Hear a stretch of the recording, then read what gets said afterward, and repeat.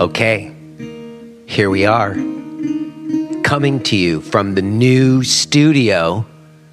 This is Jay Brown Yoga Talks podcast. My name is Jay Brown, and if you're new here, you don't know what I'm talking about right now, but if you're a returning listener, then you do know I'm recording for the first time from the new studio, and it's very exciting. And it's funny because I've been in here for a couple hours, it's been quiet, and then right when I went to hit record, some guy out on the street is like in his front yard on an amplifier doinking around on his guitar like really loud. I don't know if you guys are going to be able to hear it, but oh my God, I couldn't believe it. I was like, you're kidding. But you know what? I'm where the artists are, you see? That's the deal. That's how it is. And Josh, my producer, he's going to come next week and do some magic, do some sound proofing kind of stuff, get this place totally in order. I came yesterday, I brought some furniture. I got a desk, I got a nice chair, I got a little couch and a bench. And you know what? It feels very exciting because this studio doesn't feel like it's just dedicated to yoga classes. That's what I did before. This is a lot of different things, and I'm just super excited for all of it. And one of them is recording, and here I am with you. So very exciting. And you know, another thing, and this is just totally coincidence, today also happens to be my birthday. I turned 46 years old today, and honestly, I don't tend to put a lot of stock in birthdays or holidays. I've never really felt all that good about this idea that we're going to make one day more special than another day, or I'm going to cherish people more on some days than others because we've called it this holiday and then we have cards. But it is my birthday today, and you know, I think earlier in the day it didn't feel much like my birthday because I was just like at home and dealing with my kids, and my eldest daughter got really mad at me because, I don't know, she wanted to have a play date and it didn't work out, and she said it was my fault, and then she's like, I'm never going to talk to you again. And she's like 8 on my birthday having this whole thing. I'm sure it'll be fine when I get home and we're having cupcakes, hopefully. But I'm in the studio. It's my birthday. I'm recording for the first time for the podcast, and that feels awesome. And I want to say that out loud, and I'm going to share that with you, the listeners. Another thing I want to share about this space with you, the listener, is that I've got this new thing that I'm going to do, and I mentioned it last week, but it's really starting to materialize it as to what it is. And a lot of times people listening to this podcast will write me these incredible emails, and some of them you've heard me read on air before, and there's a whole range of others, and some that end up turning into interactions where people actually have questions and stuff. And I just thought one of the things that I'm still interested in is really interacting across the internet sphere in a way that is truly human and real and genuine, and not just clickbaity and people stealing data and all that other stuff, but real human exchange. Even using these tools that allow me to connect with people who are like in all these other places and not here in Pennsylvania. So I'm going to do this weekly, I don't know, we don't even know what to call it. I guess it's like a seminar, it's like a teacher's Q&A, or just like a time for us to actually connect. And anybody who wants to be part of it can. And if there's questions, we'll tackle questions. If there's stories that need to be told, we'll tell stories.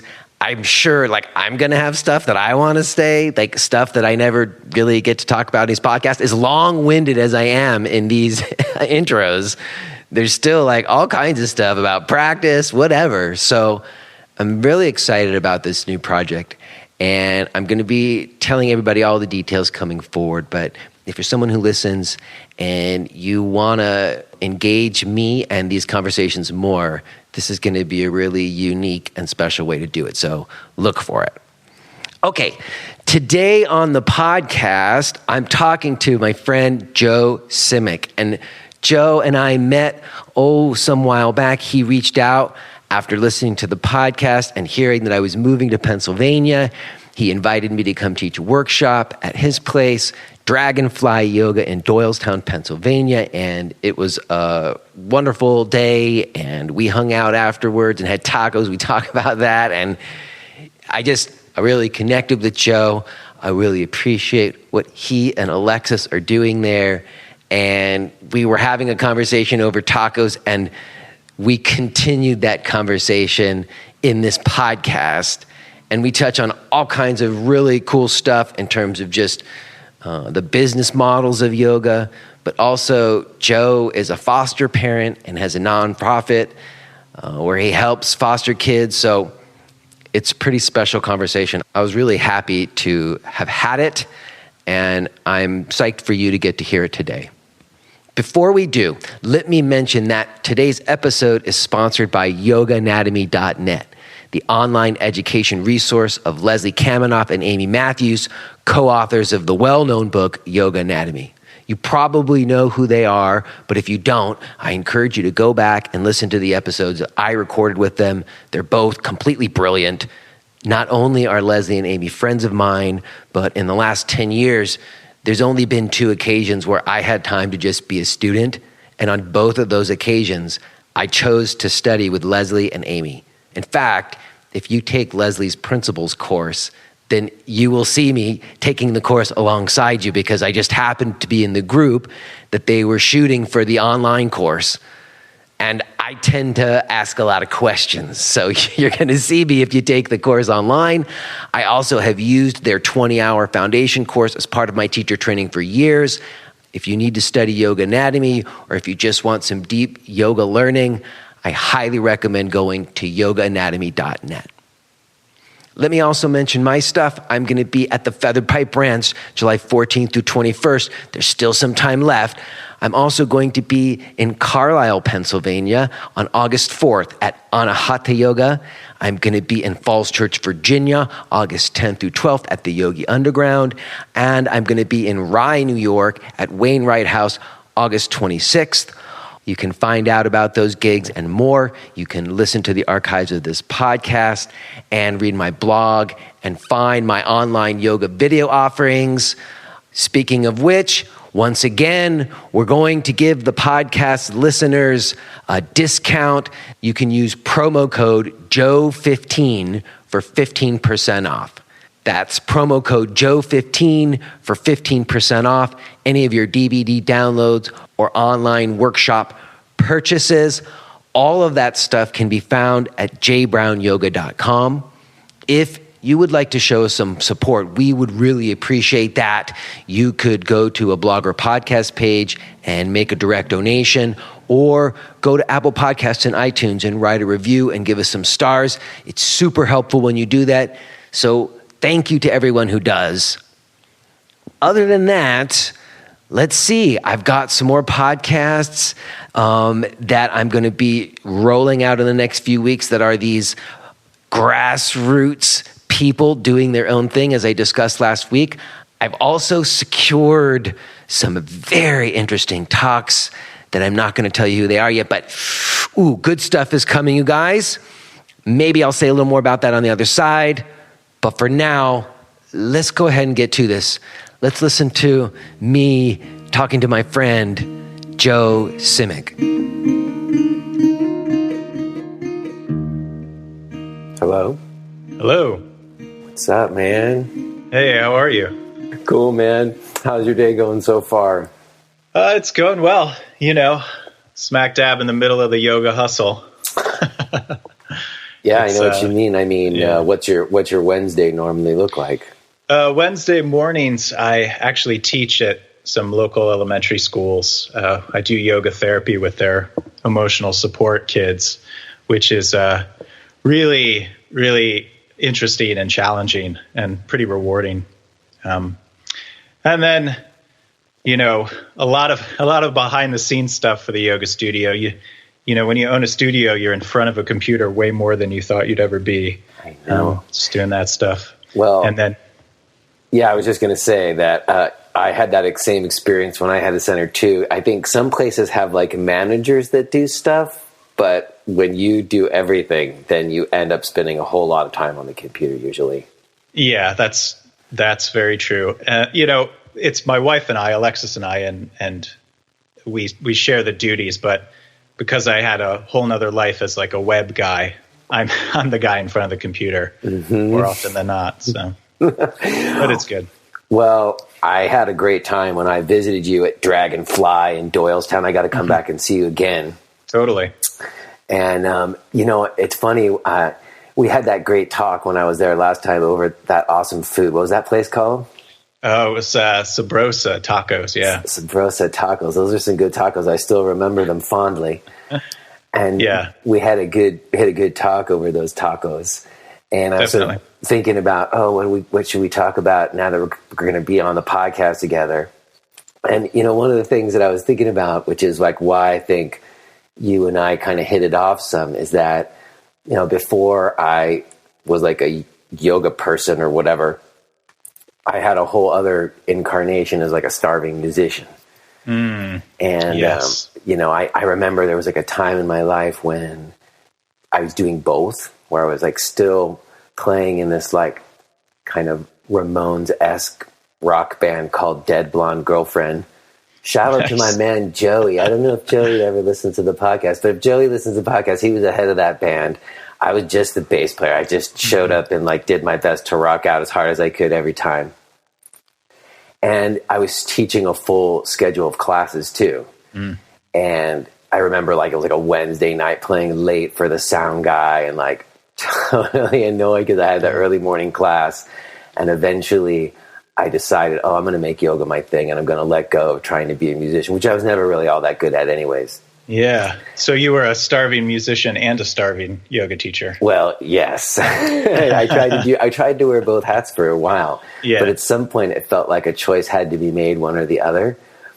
But I'm telling this because when I opened my center, Avialis in Brooklyn, I had this idea in mind. I remember like I even had this like notebook full of notes when I was brainstorming about it. My whole idea is like it needed to be like a little bit rock and roll. And, like the color choices and everything just needed to feel like a little rock and roll because I had let go of this other life to be this yoga person. And I remember it was maybe like a week after we had opened. And it was like at the end of the day and I was like sweeping up. And I was sweeping up and I found a guitar pick on the floor. Yeah. And I was like, yes, The rockers are here. Yeah. So all that is to say that like when I went to your place, I felt like a little bit of rock and roll. And then when I did a little checking, it just seems like you and I have this in common. You have like the musician side of you too. You even have a band that's like combining music and yoga philosophy. Yeah. So the band Destroy It Up. So it doesn't feel very yogic of a name, Destroy, but it's the Shiva Shakti sense of the word destroy. But yeah, I mean, when it's interesting you bring it up because I'm not sure those two things go together that well, but I'm trying really hard to bring them together because they are my passions. It's, the rock and roll lifestyle doesn't mix so well with the yogi lifestyle after a while, especially when you start to have kids and get a little bit older. But I do think, and I've heard you talk about this before, but that there's a little bit of a counterculture that goes along with yoga, or at least there used to be. So I do think that's the reason why people like you and I are attracted to both of those things, right? It's sort of living your own way and doing things that are, not the mainstream per se. Although nowadays maybe yoga is mainstream, but being in punk bands is something that I did, as a younger man, and that I think that punk mindset does inform a little bit of what I do and some of my philosophy as a yoga teacher for sure. Well, I think that like choosing to make like yoga your profession is on some level kind of punk rock, if you think of punk rock in that way, like in terms of a counterculture thing. I guess you're right. I guess there are some avenues where being a yoga teacher isn't at all that way, but I don't know, when you're all independent and you're not doing it out in your own little town, like D-town, that's pretty punk rock. Yeah. Like punk rock like punk rock in the like Minuteman sense of it, Yeah, exactly. Right. Yeah.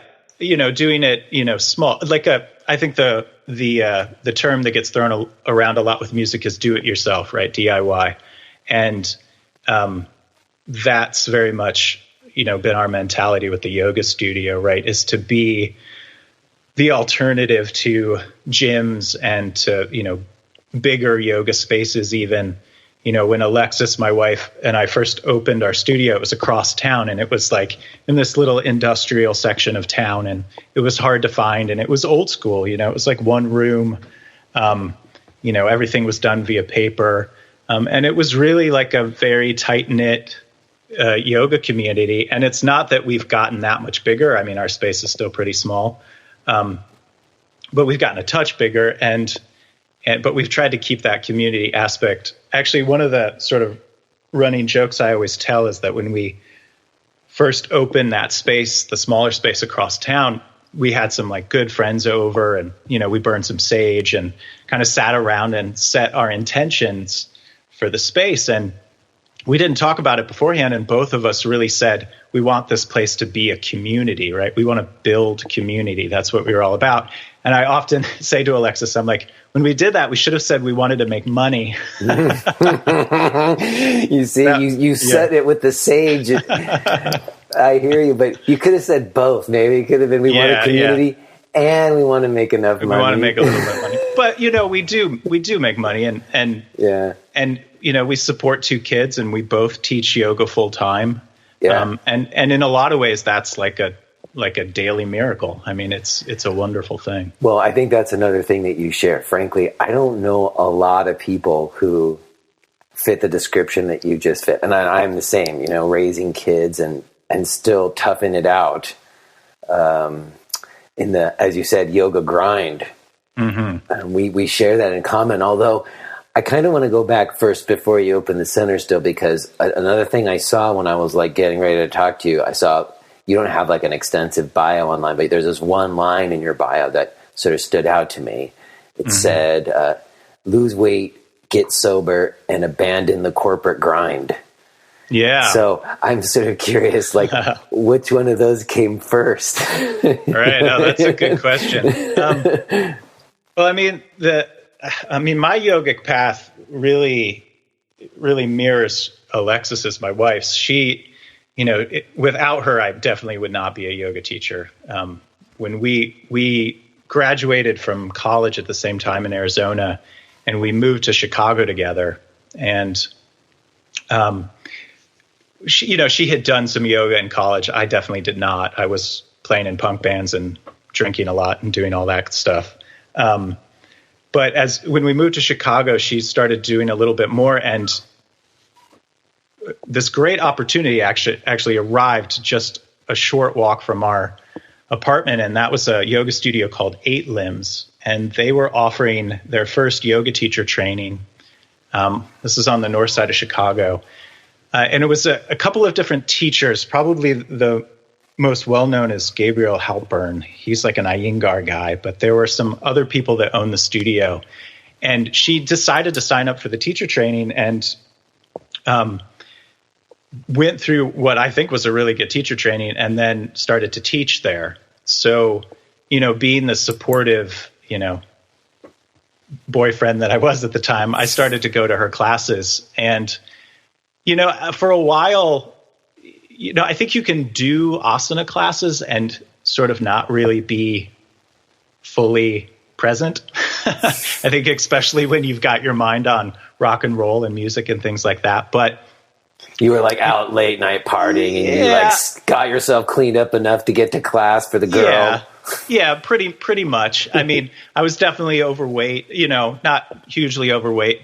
And, I don't think I had necessarily had a, textbook issue with alcohol, but it was certainly a part of my life. And, trying to be, when you grow up, sort of worshiping, 90s rockers and that whole mindset, that's probably where my head was at. But I do remember those classes as being beneficial. You always feel better after your yoga class.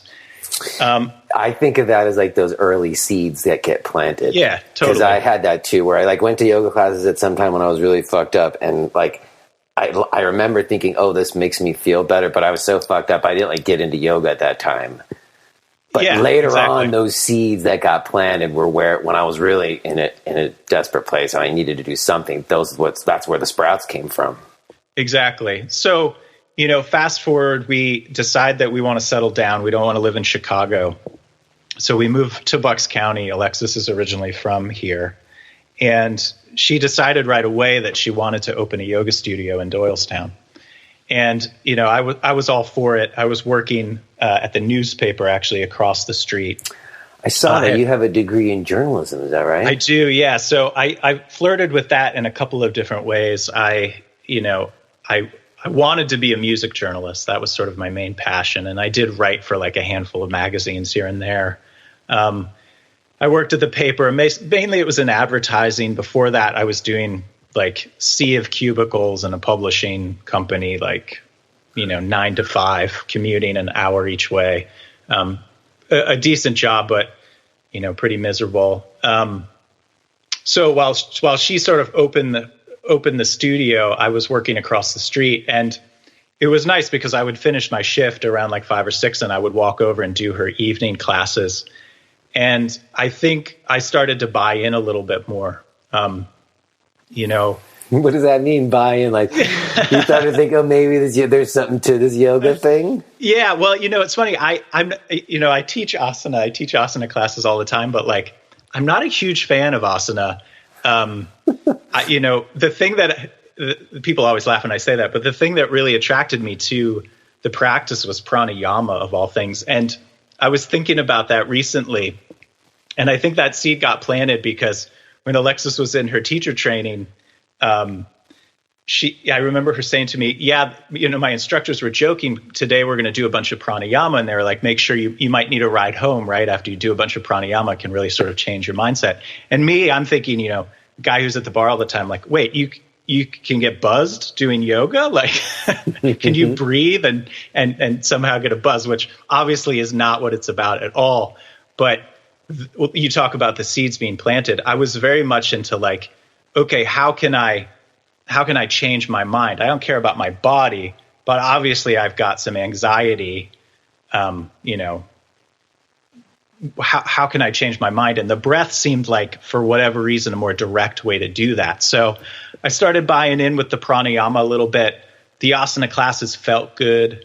But it really wasn't until I had to shut down my web design company and kind of make a decision as to what I was going to do with my life that I decided that I wanted to jump into the yoga. And I know you always talk about like the yoga in, like that thing that happens to you. And and I think there were a lot of seeds laid along the way. Like, I was doing yoga with Alexis. I'm a Quaker, so I was going to Quaker meeting every Sunday and spending an hour in contemplation, like doing the vegetarian. I got to stop you. You were a Quaker? I didn't know that. Yeah. So I did you grow up like in a Quaker church? I did not grow up Quaker at all. I grew up very Catholic. Wow. Quakerism. Yeah. So when did that happen for you? That happened when we were living in Chicago. We started going to a Quaker meeting house. Alexis being from around here in Bucks County and Philly, this is like the Quaker hub.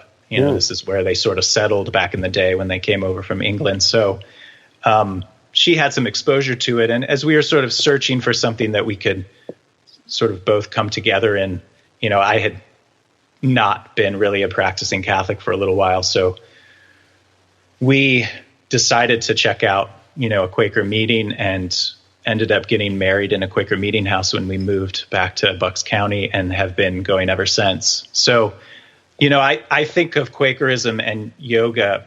I mean, I often call it sort of like Quakerism is like Eastern Christianity. It's, very much a non-dual, contemplative, tradition and practice. So I have like a little bit of experience. Like sometimes there's no sermons or just like silent contemplative time. And sometimes it's like just people play music together and like, I don't know. I think it's pretty interesting. I've never been, I didn't even really think of the fact that Pennsylvania is like such a Quaker place. Yeah, definitely. Especially as you get closer to Philly. The meetings, most yogis would be very comfortable there. It's, we sit in benches, but it's an hour of silence. And if the spirit moves you to talk, you can stand up and share, however you're moved to share.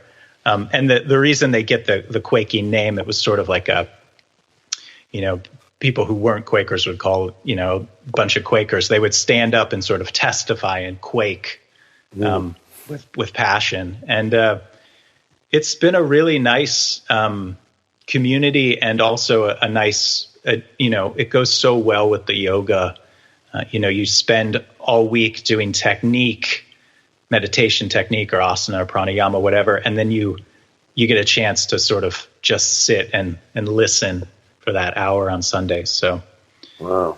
Yeah. But anyway, that was another one of those seeds that gets laid. And then, this is going to open up another can of worms as far as a discussion, but it was a time in my life where I was closing my web design little company. We were about a year into fostering my now adopted daughter, which was a super stressful time. I was thinking about what it would be like to be a yoga teacher, and it was Christmas Eve, and, I had, a 6-pack of beer or whatever, with family. And, not that I was drinking that much at the time, but, a 6-pack of beer is a 6-pack of beer. And my right knee exploded, basically just swelled up huge, right? And it was something I had experienced before, but it was a gout attack. Whoa. And yeah, so I had this basically like huge arthritic flare up in my knee. And, Christmas morning, which is also my wife's birthday, we have 2 young kids, and I'm basically like crawling around on the floor because I can't stand up because my knee is in such pain. And if you've ever had gout, like an acute gout attack, it's super duper painful. And, wow, but you had that before? Yeah, like a little touch of it, like in my ankle previously. Like, did you know that it was gout? I did at the time, but it hadn't bothered me since, so I sort of blew it off. And it was really like a moment where I was like, okay, well, obviously the universe is telling you that you have to change something, right? And at first I just thought it was alcohol. I was like, because everyone says, gout's the drinking man's disease, right? Because of the way the alcohol, creates chemicals in your system and these little crystals in your joints, and they flare up. So I stopped drinking like cold turkey right away. I tried different diet things, and eventually I got it under control, although it lasted a long time. But it was really this moment where I was like, well, if you're going to actually teach yoga and you're going to actually be a father, like be able to carry your kids on Christmas Day, like you need to buy in. Like this is your moment to buy in. And so I got it. So buying in means taking care of yourself. Yeah. Well, no, buying in, taking care of yourself for sure, but also buying into the full range of the practice, right? Like, right. That the practice is about that. The practice isn't just about exercise or poses. It's about you taking care of yourself and being a good dad. Yeah, exactly. And it sort of just launched me from there. I mean, in a lot of ways, I think Alexis would joke that I've sort of become like this yoga monster. Like I've taken it much further than she ever thought I would. So, but yeah, that was the moment. That was where I decided, okay, I'm gonna lose this weight. I just quit alcohol. I could probably drink now from a health perspective, but I choose not to, and say goodbye to sitting in front of a computer all the time designing websites and just having my spine deteriorate. So see, over the years, we talked about being DIY. One of the skills that I've gained is like some coding skills and like web design skills, Mm-hmm. and I can put together a decent website for somebody, but it's such a time suck, and like you can just go into the zone, the warp zone of, of the web, and like it's not good for your soul if you're there too long. Not at all. And it's tricky because there's a creative element to it. Mm-hmm. So DIY and freelance, it's you in your boxers making money, or whatever. Yeah, exactly. Exactly. Right.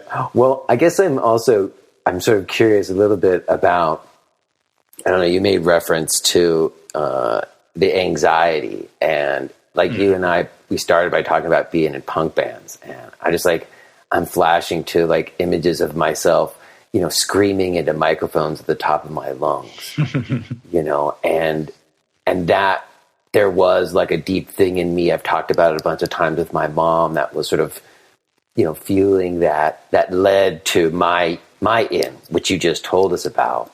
Do you have some idea about like where that all came from? Was that family stuff? Like, do you know what the source of that anxiety, that probably is what fuels in certain ways what you do now? Yeah. I mean, I think everybody has their family stuff, but all in all, I think I had a really great upbringing. I think, some of it I think is cultural. I think, like, were you listening to Kurt Cobain? And I've written about this. So like when Kurt Cobain killed himself, it was like a very significant thing in my life when that happened. Yeah, that was my life. Like other people were, other kids were doing whatever. And I was, sitting in my room trying to figure out how to play Nirvana songs and Weezer songs on the guitar. Like, and so I think you do, all my friends, I'm growing up in Phoenix, and all my friends are there in middle school and high school from other places, right? My dad was in the Army and we moved around a lot, but when he retired, we settled in Phoenix because that's where he grew up. That's where my mom grew up as well. And we're in the middle of the suburbs, and it's sort of this cultural vacuum, right? You can't walk to anything, and for us, it was the music, right? Like, let's get in the garage and let's play music. And I think those role models were not the best role models, right? I mean, Kurt Cobain, God bless him, but like, no. He had some deep rooted chakra issues that he does not handling, right? Like, also for me, it was more like he was sort of this symbol where like he took his angst, he made art out of it, he made money, and then he was still totally fucked up and killed himself and it was almost like he came up against the machine, and they turned his angst into like a bubblegum product or something. And the whole thing was just like, oh my God, the whole world's totally fucked. Yeah. Oh yeah. No, I mean, I think which is kind of true. It seems like these days, yeah. I'm sorry to say. Yeah. I mean, what we're in right now as a culture it's not like it happened overnight. I mean, these things start to spiral, and, the counterculture, the punk rock, we saw that as an alternative to, this mainstream suburban life.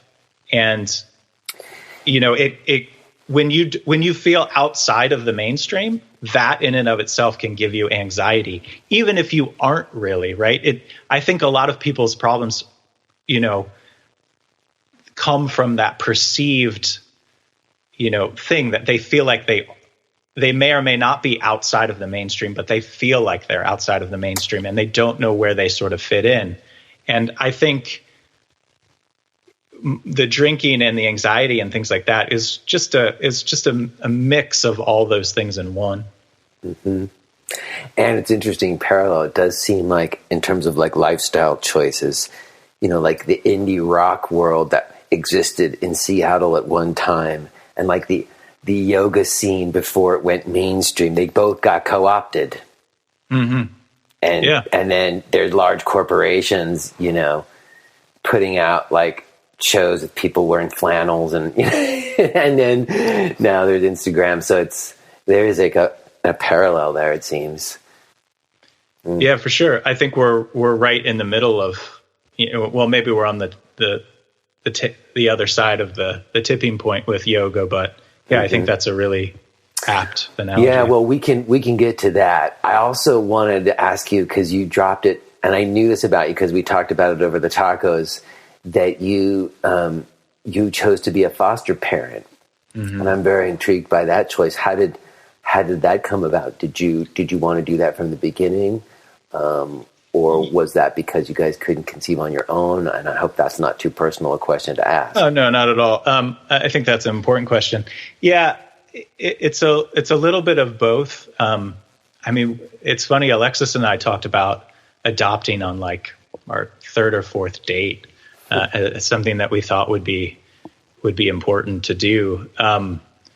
But as we got, you know, closer to having kids, there was a little bit of a question as to whether or not we could. And then we did have our first daughter. And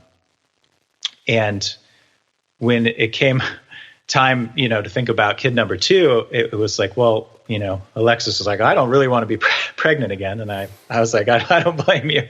But also we had talked about adoption. So, you know, not knowing that much about it, and I think this is a common story. We started to look into, you know, private adoptions and, you know, to be frank, they're very expensive. Mm-hmm. And you start to look around a little bit more and we learned that, you know, fostering was not just an option, but like a very much needed thing. I mean, there's so many kids in the foster care system that need parents. So we decided to go for it, and we adopted through an agency out of Philadelphia. And it was really, honestly, one of the hardest couple of years of my life for sure, because when you foster, you don't know if you're going to end up with that child. Even though we had said, you know, we want to adopt, we want that track.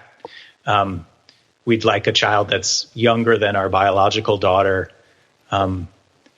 You don't know how it's going to turn out.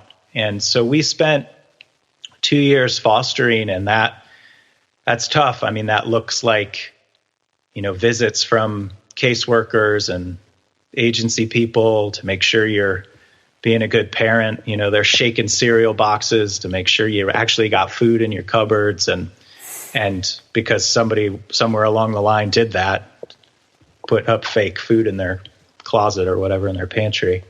You know, her biological mom was in jail. So, you know, we're doing prison visits, and, you know, it's tough. You don't know how it's going to turn out. And then, you know, hence probably the huge explosion of gout in my right knee, you know, very much stress related. Well, you know, yeah, I don't have any firsthand experience with it, but I did have a close friend and a gay couple, and they started out fostering to adoption track. It was through like a church organization actually, and they had a little girl who they got, like, I believe it was like the second day after she was born, kind of thing. Like literally, they just dropped them off like from the hospital with like a care package, and they spent the first year just, you know, not only just dealing with what it is to have a little tiny 2-day-old baby, but all the things that you were describing. And then the really crappy part is at the end of the year, or when they were supposed to be able to adopt, like the organization behind adoption, basically they took the baby away. Yeah. And they really believed that it was like discrimination against them because they were a gay couple. And it was just horrible. I mean, they had spent that first year. It was crazy. And then they have since, it did end up, I mean, it was horrible for a long time. And then they did end up adopting another boy. And, you know, I believe that was a private adoption and they had to throw down a lot of money, like you said. But they didn't have to deal with the same thing. But it was crazy the way it's like you make a website where you like, I don't know, advertise yourself as parents. Yeah. It was a crazy process. Yeah. I mean, there's no getting around it that it's a difficult situation for everyone involved. And I don't think there's a perfect way to manage, you know, having somebody taken from a parent in one way or the other or given up and then having foster parents take over and having the state decide which way it goes. Like that is going to get messy no matter what. But sometimes you feel like things could be done a little bit better. But yeah, I mean, that was a similar experience for us, right? You say you're available as a foster parent, you take a bunch of parenting classes, which is kind of funny in its own right. But is that required? Is that part of the process? That's part of the process. Even though you already had a kid who was doing okay? Exactly. which is good, right? It's probably better that you have classes than not. So, and you know, you kind of forget about it. Time goes by, and then all of a sudden we got a phone call. It was on a Friday night and said, you know, we have this 2-week-old baby girl. Will you be her foster parent? And Alexis was like, can we like think about it? And the person said, you have 3 minutes, right? Because oh my God, the hospital is full, right? Yeah. This is like Philly, right? And this kid she's only 4 pounds. Probably should have waited till she was 5 pounds to kick her out of the hospital, but they need the spots. She's taken a bottle. It's time to go. So, you know, we say yes. I sort of freak out. We start running around, trying to get things ready. And, you know, she comes later that night and she comes with basically nothing, you know, like a bigger onesie than she should have been in and a couple of blankets. And, you know, we just sort of unwrap this child. It's like, where is she? You know, she's 4 pounds and we get her and she's looks very sickly, very, you know, not that she doesn't look like she's doing that well. And we sort of all gasp. And my other daughter, who was 3 at the time, she just screams out, "Oh, she's beautiful." And it's just one of those moments that is like ingrained in my brain forever. Just this really special, magical moment. And from that moment, right, this is your daughter, right? Like we will fight for this kid, right? But as a foster parent, there's only so much you can do. And you really have to surrender to the process. If you want to learn how to surrender to the universe, become a foster parent, because it was a tough 2 years. I'm not going to lie, but you know, you grow as a person and you learn a lot about yourself. So fortunately, the story ends well for us, and we were able to adopt her, and she's a wonderful little kid. And you know, in that moment, that story I tell is really, it had an impact on us because she really didn't have anything. And I'm sure you noticed this in the bio, but that's why we started that, the nonprofit that we did, the Fiaria Project, because it's a common story, right? Like, especially with older kids, these kids get taken out of their homes sometimes in the middle of the night. You know, you don't know the circumstances, and then they get placed with foster parents who may or may not be prepared for their situation. So the mission of our nonprofit is to make essentially care packages for that moment, right? So these kids have all the clothing and toiletries and a toy and things that they need to make what is a pretty traumatic transition in their lives. So that's our way to stay connected to the foster community, because to be quite honest, I'm not sure I could foster again, but maybe. Wow, I mean, maybe. What a practical service to provide, you know? Yeah. And it ties in with the yoga too. It's all yoga, right? So there's a service component, and the organization is very much supported by the people who come to our studio. They've been super supportive and helpful, and tying those two things together has been really great. So had you already adopted your second child before you kind of became a yoga teacher, or were you already a yoga teacher when that happened? It sort of all happened around the same time. I had made a decision that I was going to sort of close the design firm down, right? Yeah, and become a teacher. So it all happened sort of simultaneously. The timeline's a little blurry. Honestly, those 2 years of my life are a little blurry. But when you're in the trenches with a little infant like that, there is no time. There is no time. Yeah, and actually, I think in a lot of ways, just diving into the yoga was super helpful in those couple of years. In that it was a distraction in some ways, right? Like, if you are hearing this message, then you're listening to the free version of J. Brown Yoga Talks. To hear the rest of our conversation, please subscribe to Podcast Premium at jbrownyoga.com/premium.